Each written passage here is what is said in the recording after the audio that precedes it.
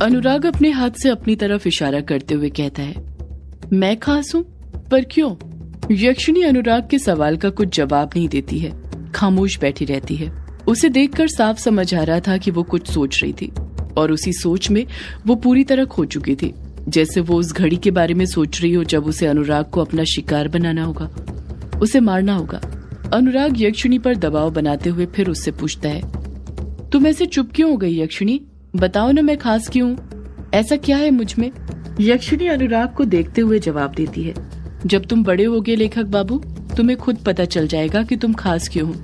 अभी बस तुम इतना जान लो कि तुम खास हो, खास नहीं बल्कि बहुत खास। तुम वो शख्स हो जिसका मुझे सदियों से इंतजार था।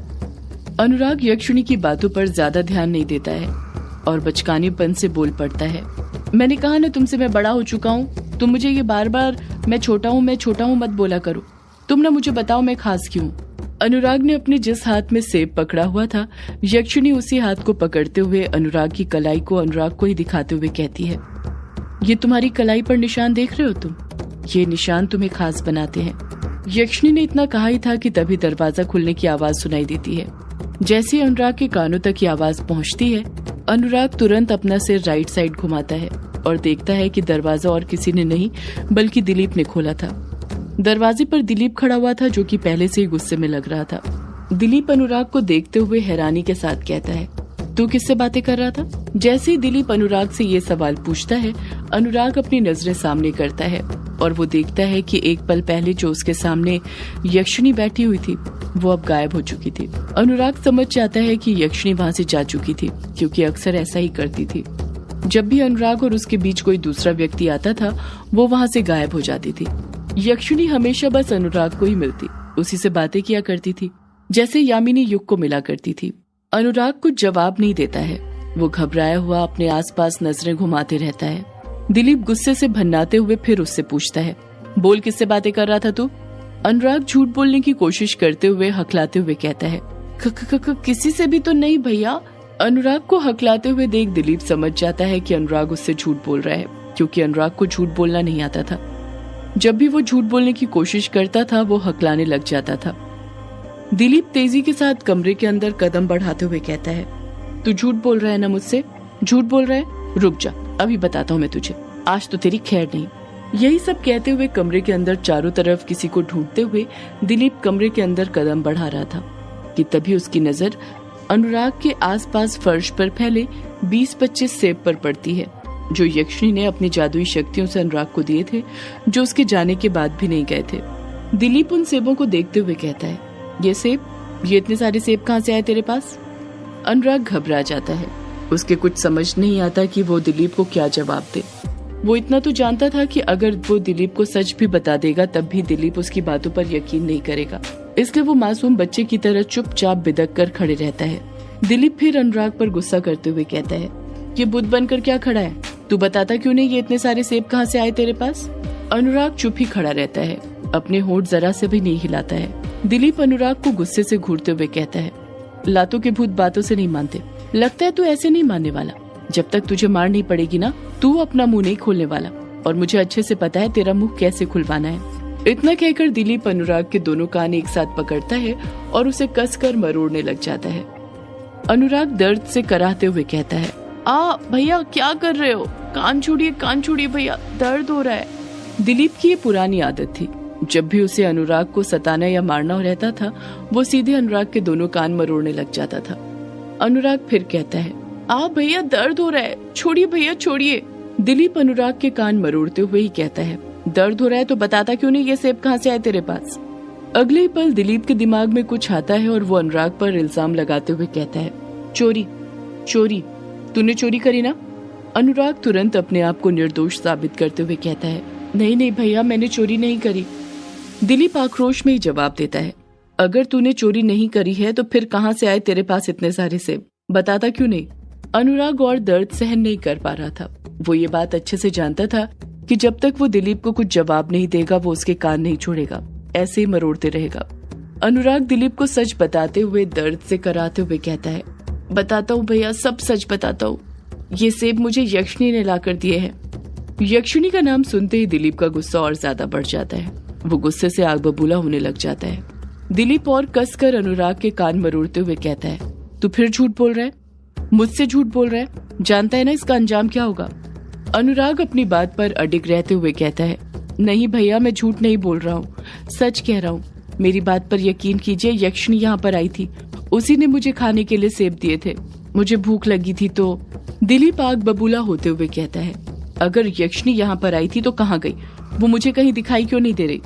अनुराग बड़ी ही मासूमियत के साथ कहता है, वो चली गई भैया, आपको देखकर वो चली गई। दिलीप अनुराग को घूरते हुए कहता है, क्या कहा, मुझे देखकर चली गई, मैं कोई राक्षस हूँ जो वो मुझे देखकर चली गई। अनुराग चुप खड़ा रहता है। दिलीप अपने अंदर की सारी भड़ास अनुराग पर निकालते हुए कहता है, तुझे फिर पागलपन के दौरे पड़ने लग गए ना पागल। साले, एक तो तू चोरी करता है, ऊपर से झूठ बोलता है। पिताजी ने तुझे सजा दी थी ना, कहा था आज तू कुछ नहीं खाएगा, फिर तूने सेब कैसे खाए, तेरी हिम्मत कैसे हुई पिताजी की बात नहीं मानने की। आज तो मैं तुझे नहीं छोड़ने वाला। इतना कहकर दिलीप अनुराग के गालों पर तमाचे मारने लग जाता है। अनुराग दर्द से कराहते हुए ब्रिजेश्वर को आवाज लगाते हुए कहता है, बचाइए बचाइए पिताजी, बचाइए भैया, मुझे मार रहे हैं।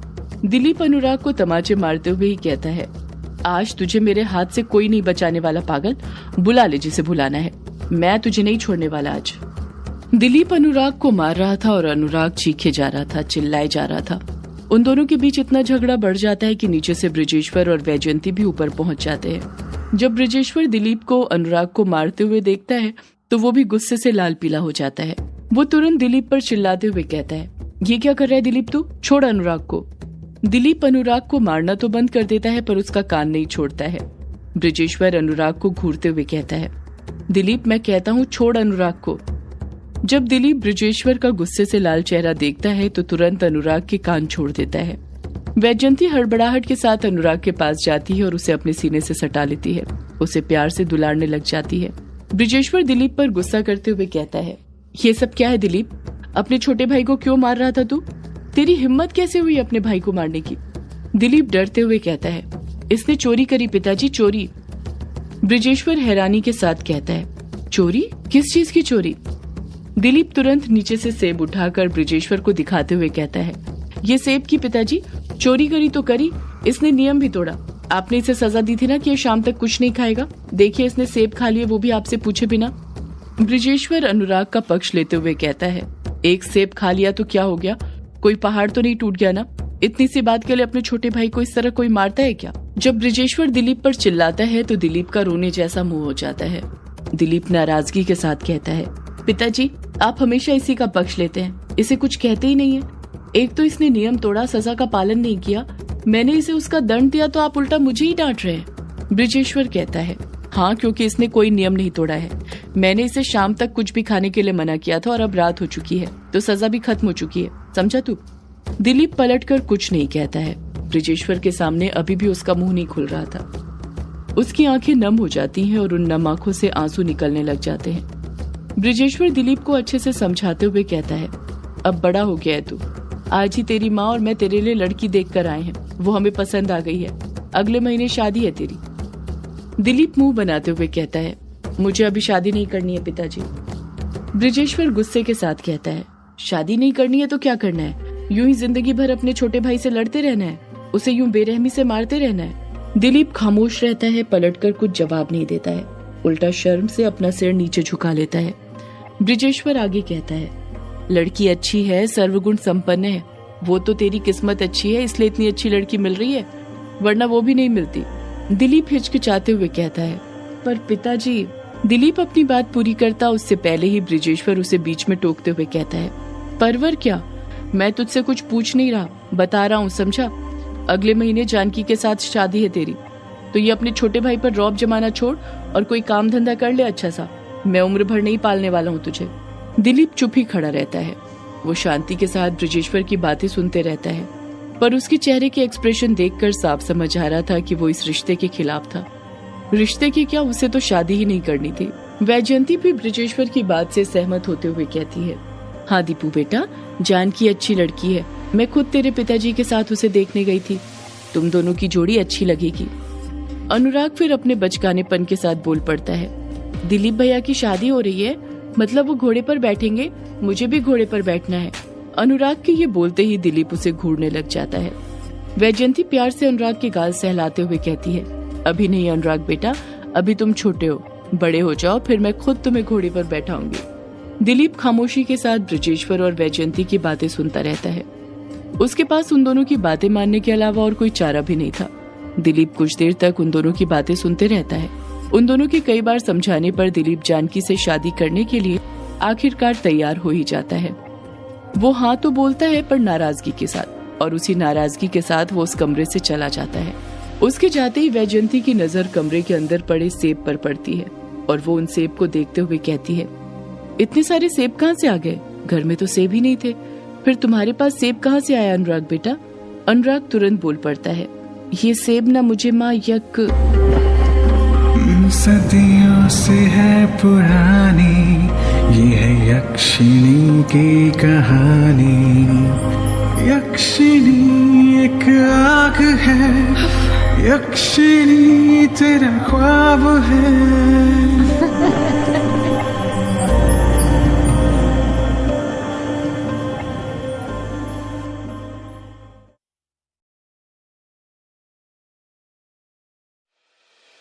हम खीरे लेने आए थे, कमाल के। कितने खीरे तोड़े? 5। नितिन से पूछ ले। नितिन तू बता। 2। मजा आ रहा है नहीं खीरों में? बस तो मौज आ गई पूरी।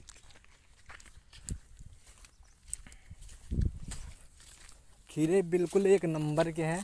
चोरी के तो हैं पर है चोरी के। आप भी आओ काट का कवाल की सड़क पे खीरे खा के जाओ। कस्टमरों को कुछ मैसेज देना चाहोगे चोरी के बारे में? चोरी करो ध्यान से, गांड इतनी चोरी हो जाती है फट के।